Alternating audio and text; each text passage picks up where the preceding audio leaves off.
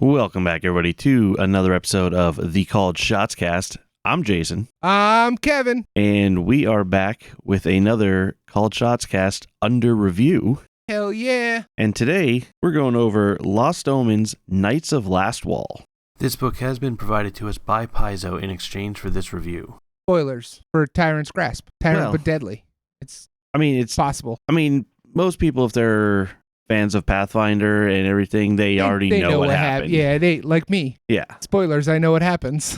Yeah, we're most of our players should know what happened because we played something after the fact, but a lot of them don't recall. So, there's that. Yeah. But anyway, we are here to talk about this book today as we're halfway through at this point our Tyrant's Grasp playthrough known as Tyrant but Deadly. Yeah. And we're going to do a little split type thing. Kevin's going to do most of the focus in regards to mechanic stuff, and I'm going to go more of the lore side of stuff because that's kind of my jam. Hey, well, that makes it seem like lore isn't my jam. And that's kind of fucked up. It's not your jam like it's my jam, though. It is. Yeah, I like the lore. I love the lore. Like, I might not be as knowledgeable as you, but it is definitely my jam, I would say, equally. Oh, yeah. I don't think so. Oh, the lore is fucking great. Regardless. Irregardless. Not a word. Not a word. So, Knights of Lastwall, formerly Knights of Ozum, it's what happened after some bad stuff went down, and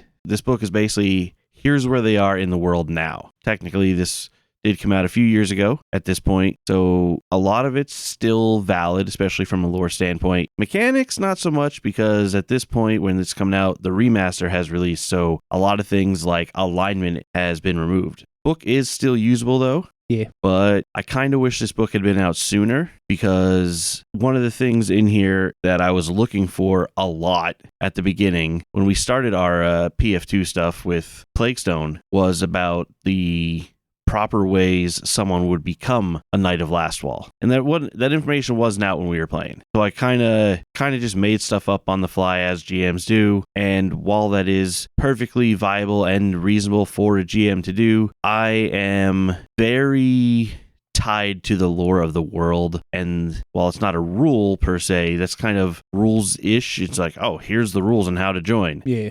You can join basically however the GM says you can join. Yeah. But I was looking for an in-world reason for it to happen because I like sticking as close to Galarian as possible unless I actively go and change some things up. But that's part of the stuff that's in here is things like how to become a Knight of Lastwall and just the organization in general. Like a lot of the stuff in there is really cool stuff. Like there's different like slang. There's whole stuff where there's slang that the knights use.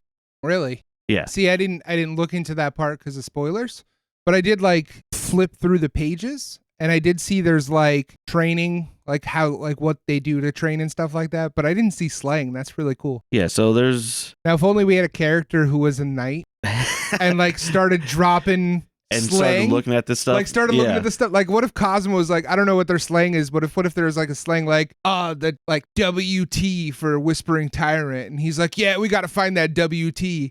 Well, it's more slang like there's a term here like hisser, an enemy necromancer or similar magic user of the sort common among the Whispering Way. The hisser in charge is watching from the ruined tower. Yeah, so it would be cool if like they're not the Knights of Lastwall yet. So it'd be cool canonically. Oh no, this is the Knights of Lastwall. Is like, well, no, but they're in Tyrants. In Tyrants, yeah. Cosmo's a Knight of Ozum, so it'd be really cool if he was like, yo, that hisser over there.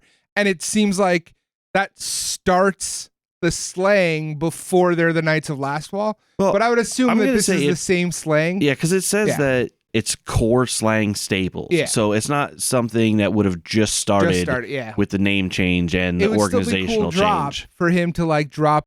Oh yeah, because all that stuff still would have been valid. Yeah. But like that, like me in the game, Rosvin, Sir Rosvin, would be referred to as a plume. A plume? Yes, a nickname that. Nickname for angel feathers, a term for knights who focus on ranged combat. Oh, okay, that's plume. Take out the hisser. I like that, like because I use arrows. Yeah. All right, I thought it was like, I didn't like the name, but like when you said angels, it's like I'm not an angel, I'm a duskwalker.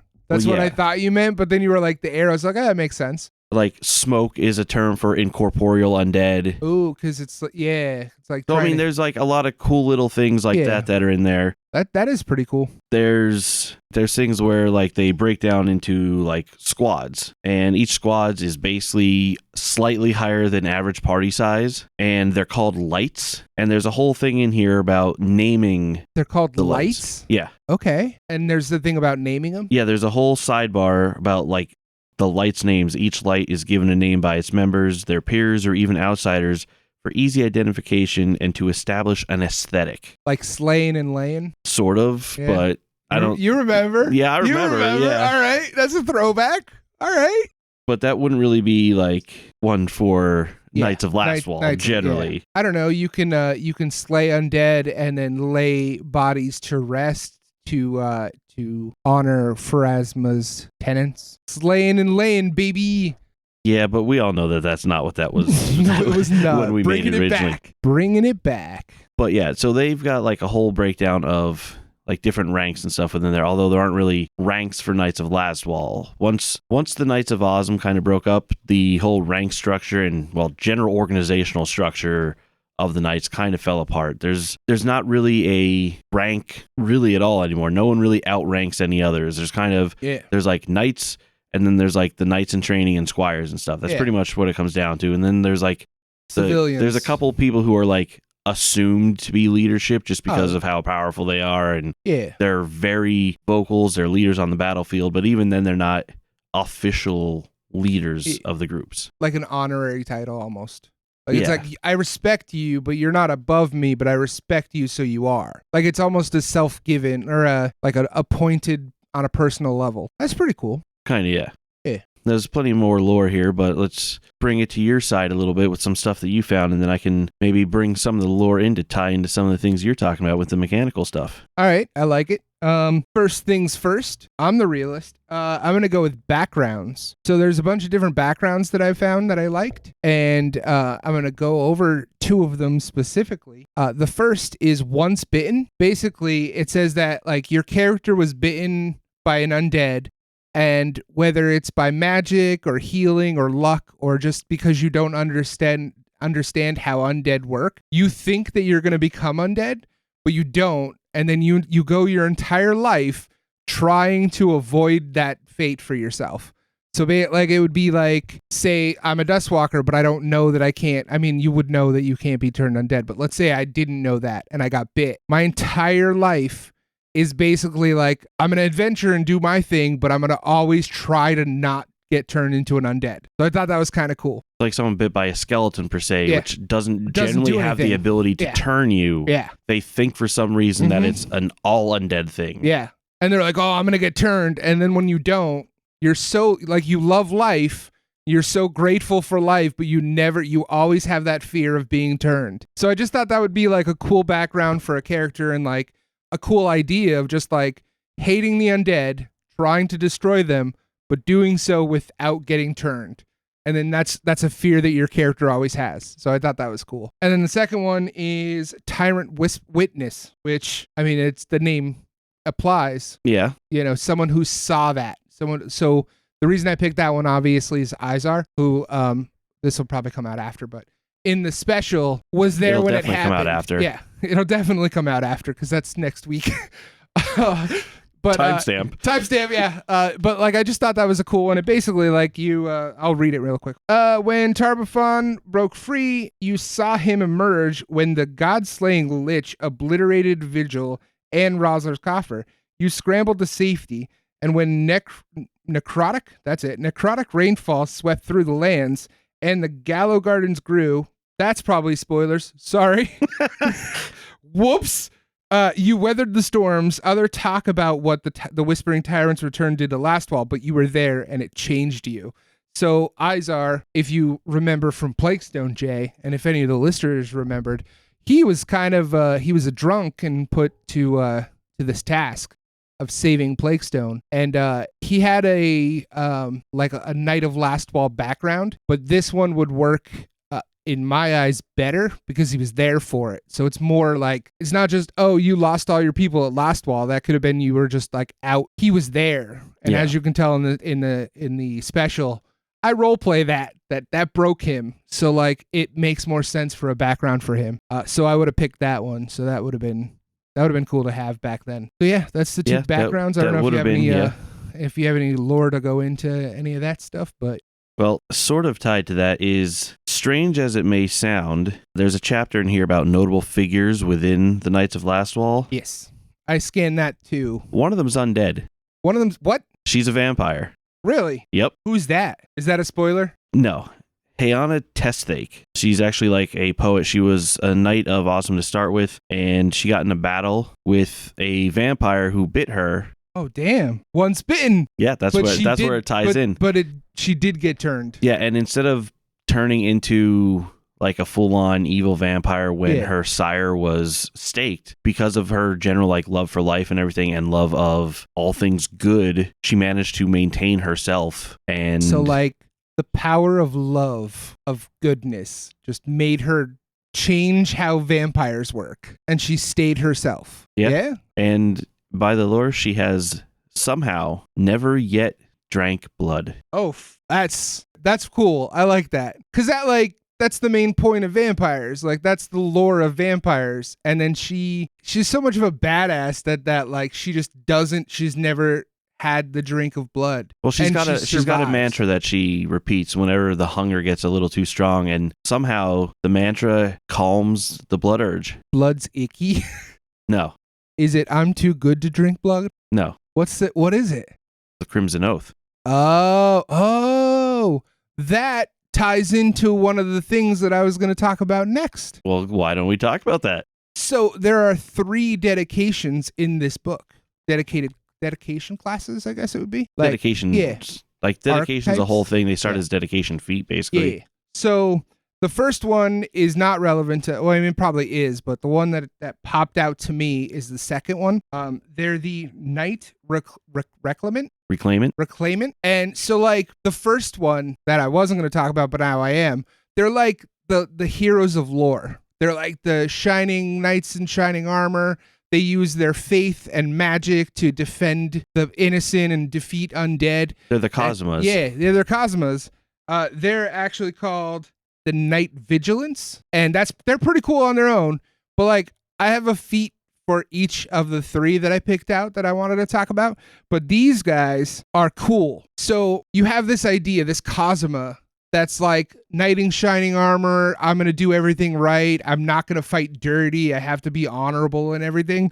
These guys are like, the undead are unfair, so why do we have to be fair? And like it says in there, like they're the opposite of the knights in shining armor. They will grab armor off the battlefield. They'll rub dirt on themselves. They'll do guerrilla tactics. They know that the undead don't fight fair, so they don't fight fair either. And like, I just think the idea of having this knight of Lastwall that's not a Cosma is just really cool. And that actually ties into the feat that I picked for them, which is Ashen Veil. And it's 3 actions, and you smear ash and tainted earth all over your skin, and you become concealed to undead using vision and life sense. So like, they're in the fields and they're in the battlefield all through the Gravelands and other like undead infested areas, and they just grab dirt and mud and crap and put it all over themselves and hide from the undead. I just think that's cool, that dirty, life finds a way, basically. They're about surviving.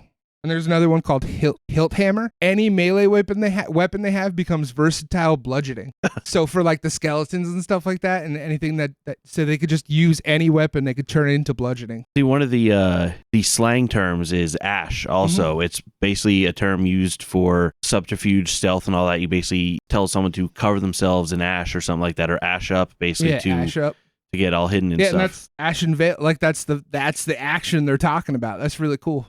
Now, like you're saying, like the Night Vigilant, they're referred to the Shining Sentinel, so they're actually the same thing. Like we were talking about that, they're the same thing. The Night Reclaimants are the Crimson Reclaimers. Yeah, they're the ones who speak the Crimson Oath. Yeah, that's how it ties in, because one of their I didn't pick that feat, but one of them says that you have to have seen the tyrant and you need to know the Crimson Oath, basically. It's one of the, let me see. All Crimson Reclaimers need to know the oath. It is the Tyrant Falls. It is, the prerequisites are you're a Knight Reclaimant and you invoke the Crimson Oak.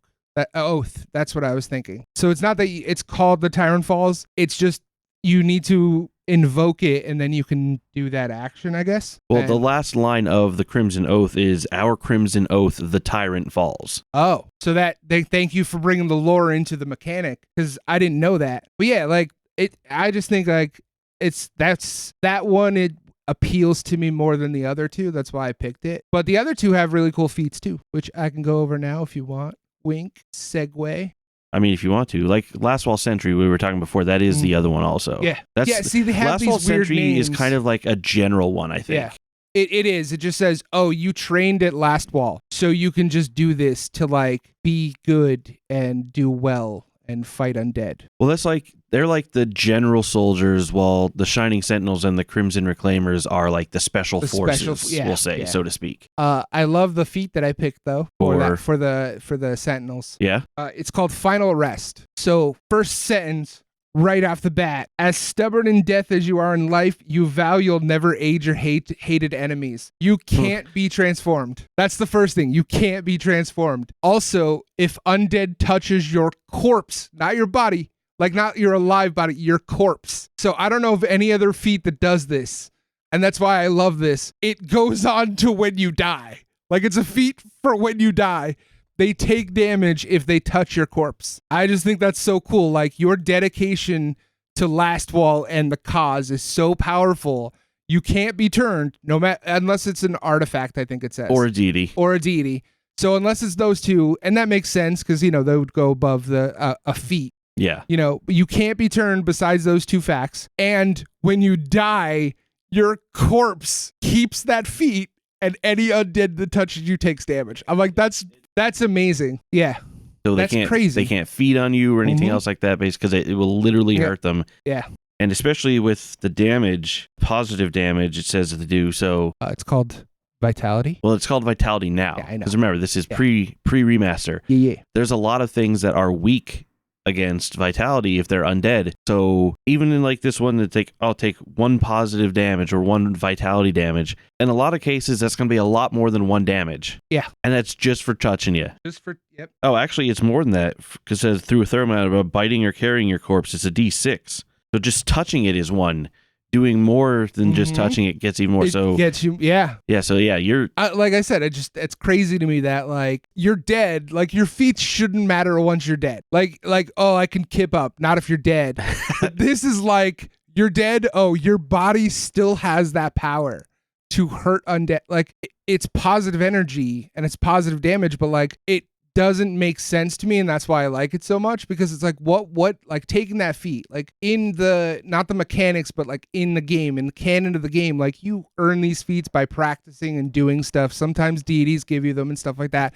Like, what can you do that in game, in character, that is so strong of your convictions of like how you feel, that when you die it stays? Like I don't know what gives that power, and that's what kind of makes me happy about this, is like it just happens, and it's cool, and it's like there's no lore to it. It was kind of crazy and a little spoilery for Tyrant's Grasp Adventure Path. La. Just kidding. No, now. Oh, okay. Is you couldn't take this feat and work the book as written. Couldn't take this feat. Because you will not work with your sworn enemy. You cannot work with your sworn enemy. Oh, shit. Yeah. And that is your sworn enemy. Yeah. Fudge. And last one was for the not Reclaimers, the first one. Shining Sentinels. Yeah, there's a feat. I'm gonna read it. I'm gonna pull this down so I can read it. It is keep up the good fight. So basically a foe's strike reduces you to 0 hit points. You had to have had more than 1 hit point before the triggering strike, and the strike wouldn't kill you. Your devotion to helping others and doing good keeps you going, even against insurmountable odds. Instead of being knocked out, you're reduced to 1 hit point, gain a number of temporary hit points equal to your level for 1 round, and increase your wounded value by 1. So, I mean, it's essentially Orc's Ferocity with some temp hit points, but it's just the idea that, like, you're in this fight, you're in the good fight, and you're so, like, it's again about conviction. You are so strong about how you feel about the undead that they knock you down, and you're like, no, I have good that I have to do here today. And then you fight for another round, and, after the 10 hit points, you're at 1, but you keep going. And I just think that's about that folk hero. Like, these guys are the shining examples of a knight. And then they could do that where it's a reaction and just boom, I'm back up. And it's crazy that there's that too, because they have that like one-shot ability there, but there's actually a sidebar specifically for the Shining Sentinels about the ultimate sacrifice. It says their utmost duty is to guard innocent lives from the world's evil. Like many champions of good, they're prepared to lay down their lives for innocence and their allies. When a Shining Sentinel dies in service to the cause, they're honored by their fellow knights. In addition to appropriate rites, the knights set down their name in the rolls of the order, never to be erased or forgotten, while bardic knights compose tales of their deeds to be shared widely and told often. A knight's panoply, weapons and armor, is a special case. It's not buried or passed on to heirs, but is inherited by another knight. This is a sacred charge. Inheritors are expected to know the lineage of inherited arms and armor by heart and to honor previous owners before and after battle. That is insane. But that is awesome. It doesn't say one. It says previous owners. Yeah, the whole lineage. If you have a weapon if Cosma and armor, goes down, because we know Cosma would be a Shining Sentinel. Yeah, and he is weak and goes down often and dies. So we know that this is a truth.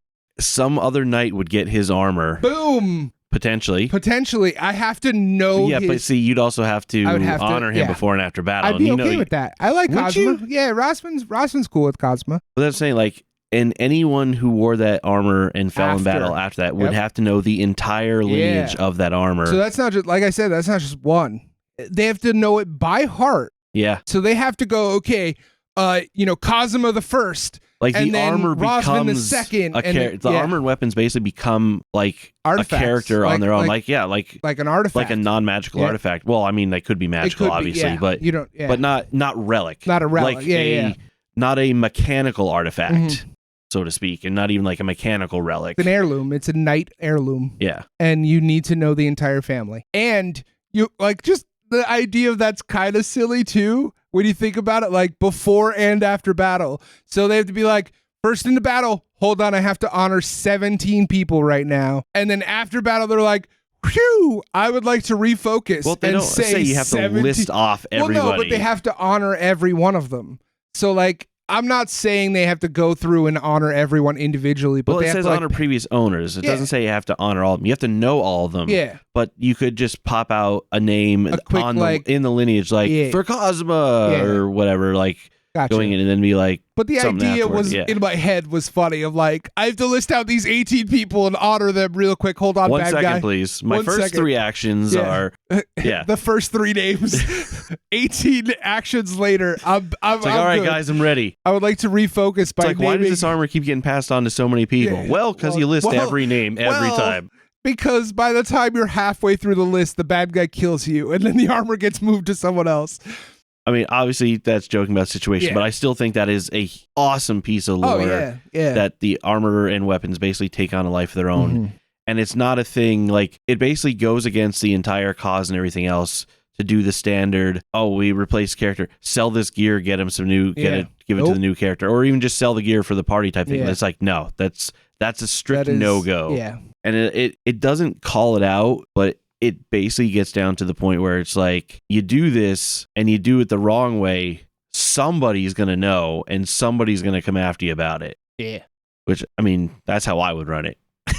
Because like I said, I'm a big lore guy, and if people are just crapping all over the lore, I'm not cool with that. So I constantly think about characters and how to create them and like what to create. And instantly when I heard that, I was like, how cool would it be for a GM to make a bad guy whose like thing is to collect those? And like anytime it's someone honoring the 17 people beforehand, he's like, I want that armor. I don't want it to go to another knight. I want to take it. And he just has a room of armor with like names listed of all the people that they like stopped. Oh, yeah, that's a huge trope in lots of different shows and literature and all that kind of stuff. Like that's that it's like Dexter with the slide. Like it's the trophy and it's that knight's armor that couldn't get passed on. That's such a cool idea. And that would be like a major adventure bad guy for like a group of knights type thing. That's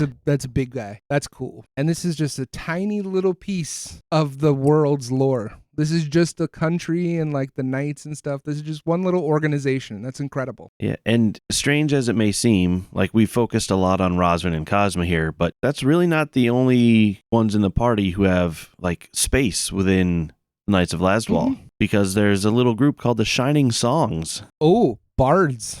A fair number of Shining Sentinels employ songs during their missions. In addition to helping pass the time, many Sentinels make use of music to soothe their wards. Some will play music or sing to create an upbeat or to create a tempo for combat. They learn to attack and defend to a rhythm. So yeah, it's basically like combat bards. So there's a section of like a group, not quite as well filled out as the Shining Sentinels or the Crimson Oath, but still there's like a group of them too. So yeah, I didn't want to go through all of them, but afterwards it shows like a feat that almost every dedication gets. Like there was an assassin dedication, and it was the feat that this would get, and it's kind of like how crazy is that? Yeah. Assassins in the Knights of Lastwall. Yeah, well, it makes sense because assassins, at least in first edition Pathfinder, were always a thing that had to be evil when it's a good thing there's no alignment anymore. Well, there was when this came out. There was in this book, yeah. But yeah, like that's still like a crazy thing. It's because they were always considered like an evil thing. Oh, it's got to be evil to be an assassin. This is this. But I remember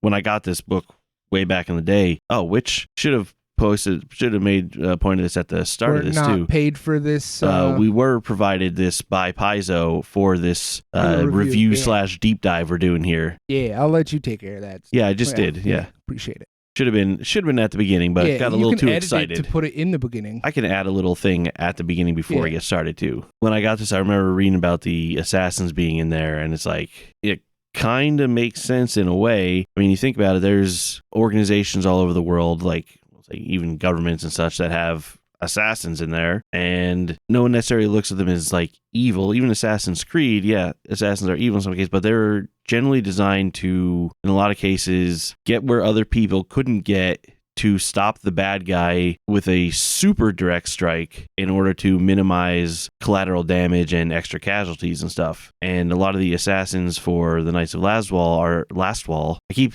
Lastwall. Well, it's because of Awesome, and I keep doing that because it's designed to, like, they need to get in and take out the big bads a lot of times by themselves, or even clear a path to the big bad. And sometimes you need super focused killers to do that. Killers of undead. I just looked and I didn't realize that nightly training I had talked about before. Yeah. Wasn't about the Knights of Lastwall and how they train.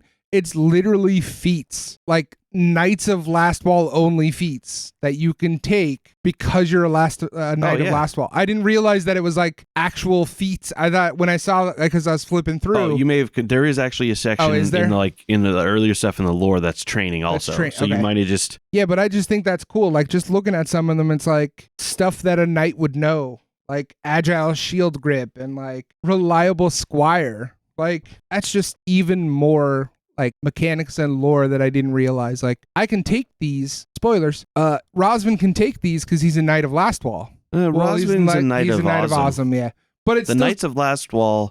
They're different. In our game have not technically been formed yet, so I can't take these. That's lame.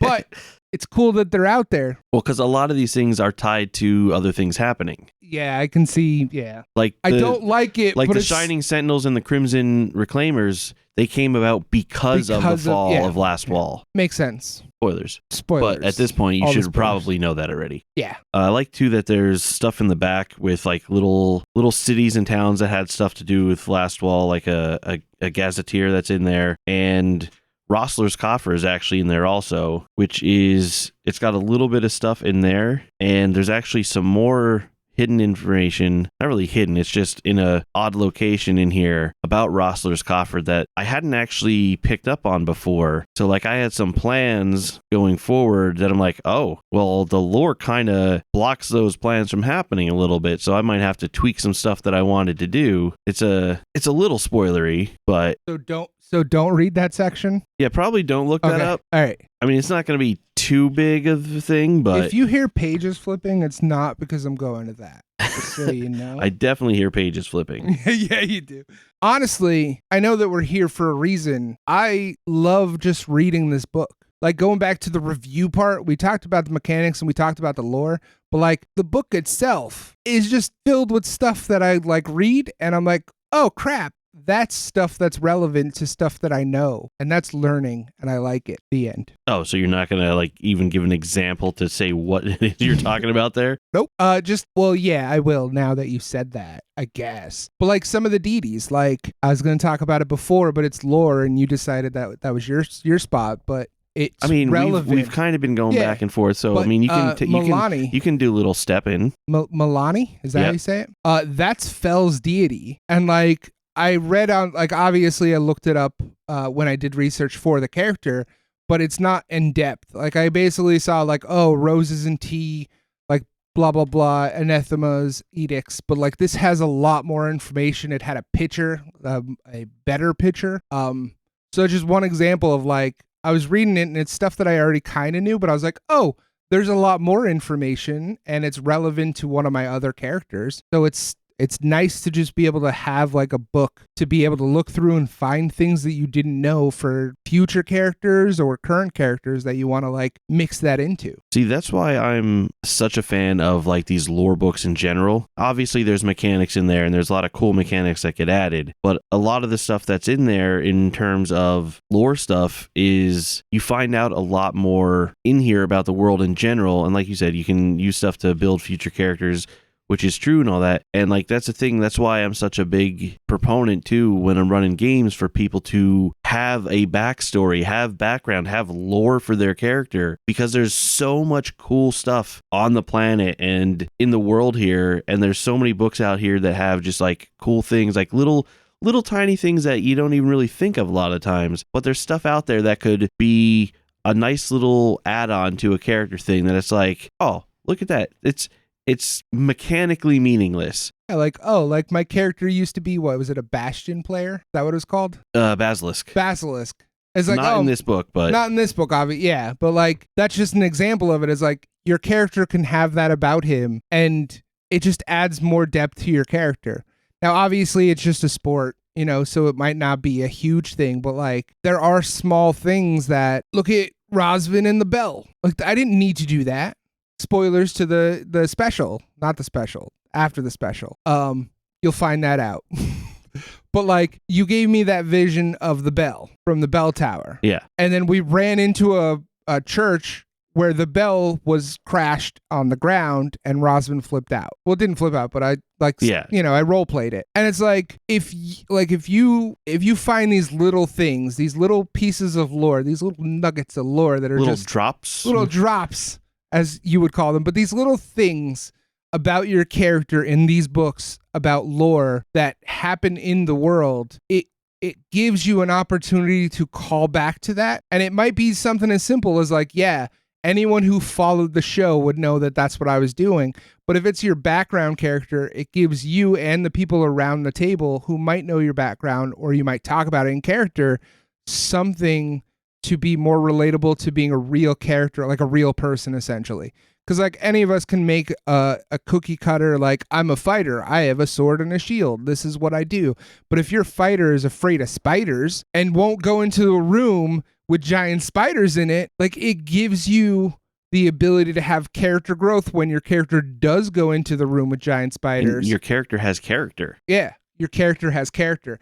These little things, these little drops, as you call them, give your character character. Yeah, and they're also like, they're just attachments to the world also. Yeah. Like, and it's just a lot more fulfilling that way. Like, it's more than just numbers and stuff on a piece of paper, which, yes, we probably go a bit more than some others because we have a podcast and a show that we do this. But even before we were doing that, like, this kind of stuff was always important to me as a player and as a GM, more as a player because I don't get to play often, but it's kind of like a be the change. Like, I want people to get into the lore and build their characters as characters when I'm running games. So I kind of like display that in the hopes that someone else gets the itch and picks up on it too. It's like, oh, you did this. What's that from? Oh, well, here's this is blah, blah. This happened here. He's like, oh, that's kind of insane. And then they start looking into it themselves. That's the hope that I have. It reminds me of an episode we had.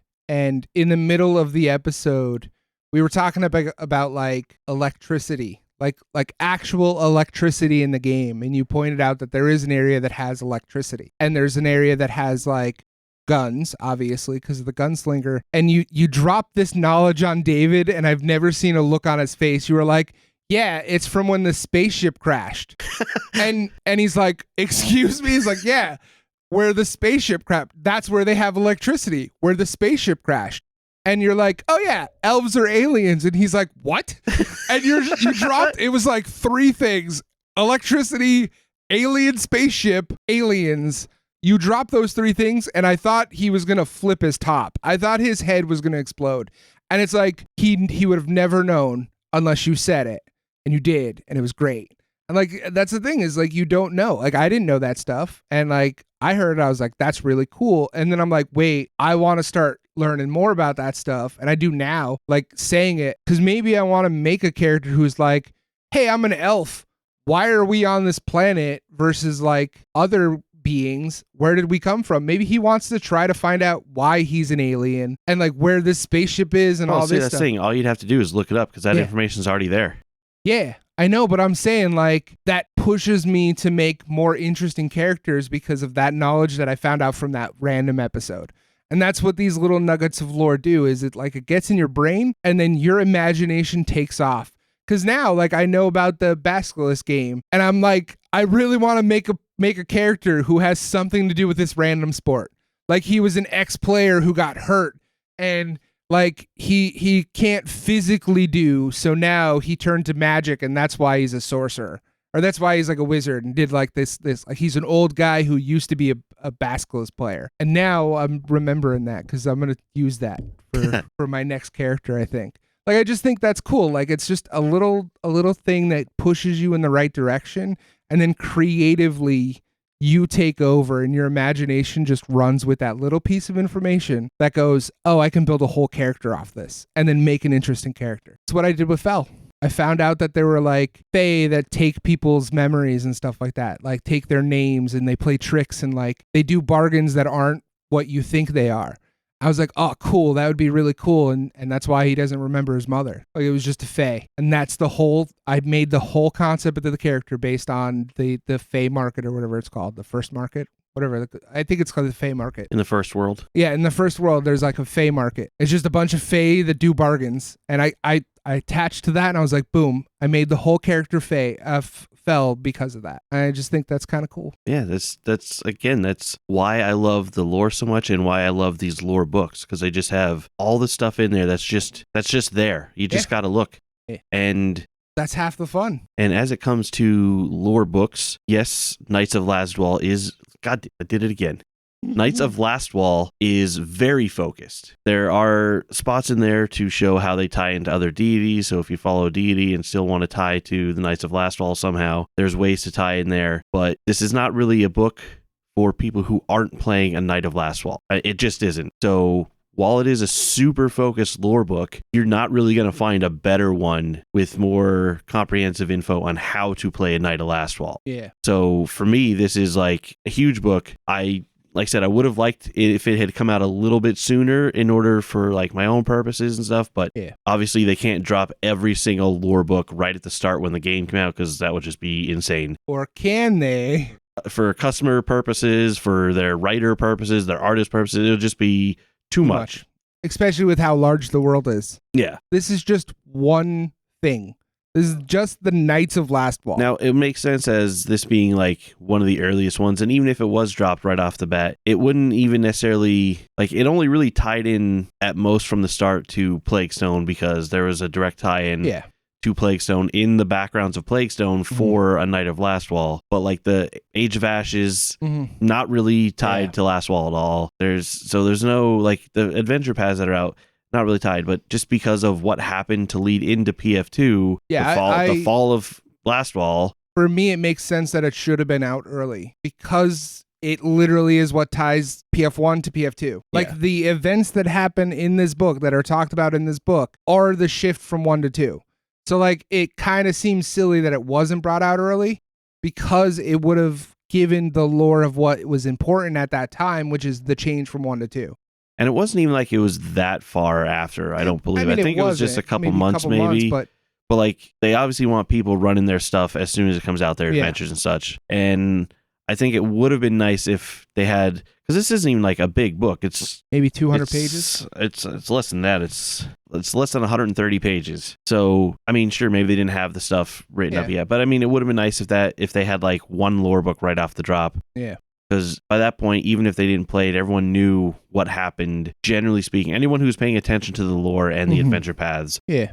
So mostly GMs in a lot of cases knew what happened in the final PF1 adventure path that led to the start of PF2 and all that. So this, I think, would have been a potential like earlier drop. Yeah. I mean, maybe it's not even that big a deal again because it was the beginner adventure. It only goes up to level 4. There's only like one background that was in there that was really at all tied to Lastwall at all anyway. So it's not even like it was that big a thing. Yeah. And that's the thing with Plaguestone, like you didn't need to have a Knight of Lastwall in the party. No. So like it was one option. Obviously with our group we had Izar, but if you didn't, the entire adventure still went on. Yeah. So like see, that's the thing with a lot of these books, they often seem they're less written for Paizo's official adventures, because a lot of Paizo's official adventures, they have the player's guides which have built-in backgrounds and stuff that are tied to the adventure.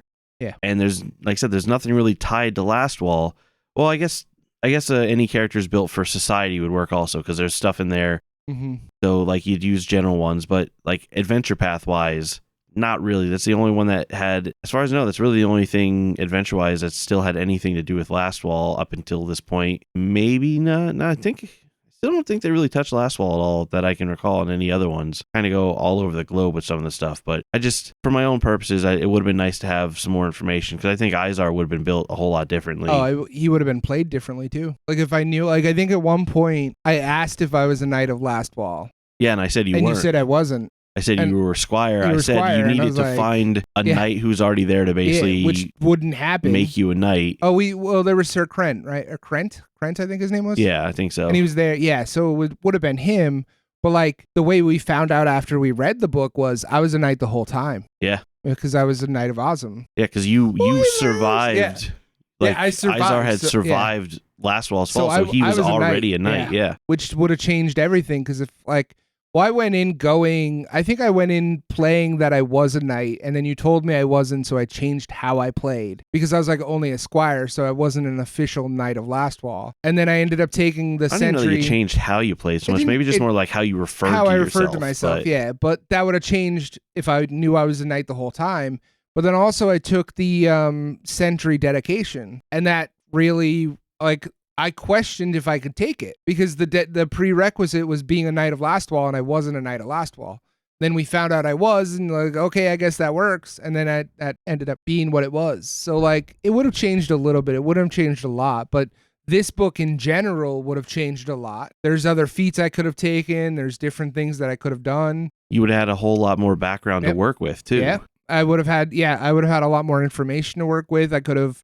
Like you knew that like Izar had known the general idea of like, hey, this happened. Yep. I somehow survived, blah, blah, blah. And that's it. That's all you had to go with, really.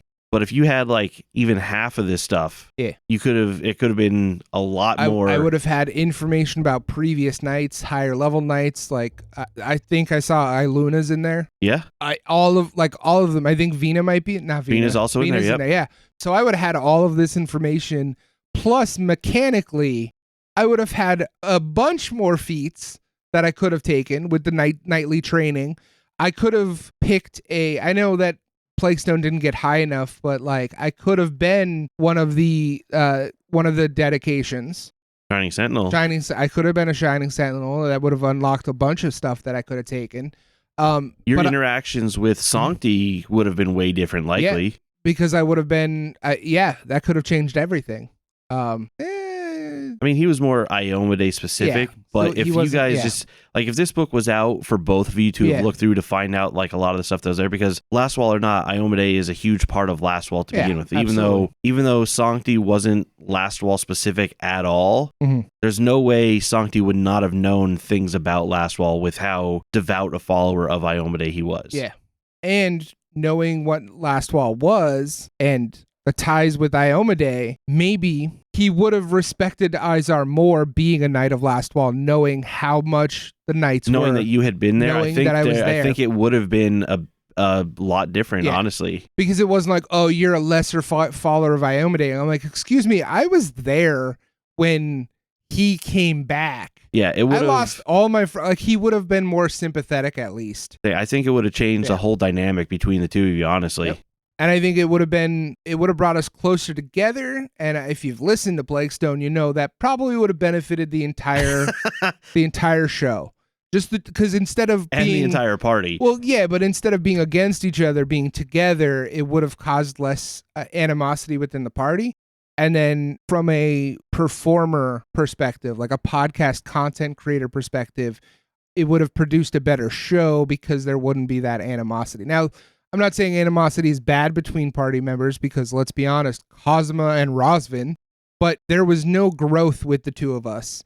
Whereas with Cosma and Rosvin, we are getting better and we're role-playing it, and it's obviously longer. We're at like an adventure versus an AP. There would have been something that tied the two of us together, and it would have brought things a little bit closer, I think. And it would have been better, I think. Yeah.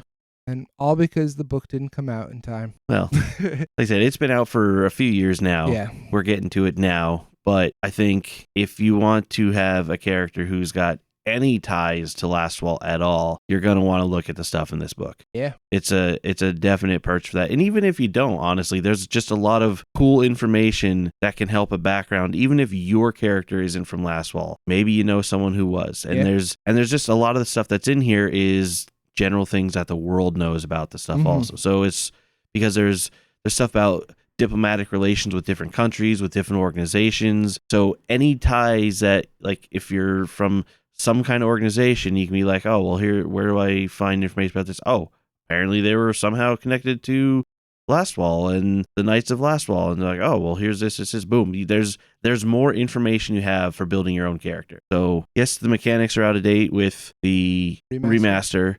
And it does have a lot of older information that's not directly tied to anything, but still absolutely worth it, in my opinion, to pick it up. Super positive review from me. Same. You're welcome. No, I agree. I honestly, pushing the mechanics part of it aside, the lore is worth it for character creation or just for knowledge. I think the more lore you know about the world you're playing in, the better you can play in it. And even if it's something not even remotely close to what character you're playing now, having that knowledge gets the creative juices flowing. So it might not be, oh, I'm going to create a Knight of Lastwall, but maybe there's a deity in this book, like I did with Fel, that sparks that inspiration to make a character. So even though it's not directly tied to a character, it might lead to something better. Yeah, positive review from both of us here. And I think that's a good place to call this review here. Yeah. So stop back and take a listen to our channel to find our other reviews that we've done. Check out our shows as well. But until next time, I'm Jason. I'm Kevin. Peace out, everybody. Later.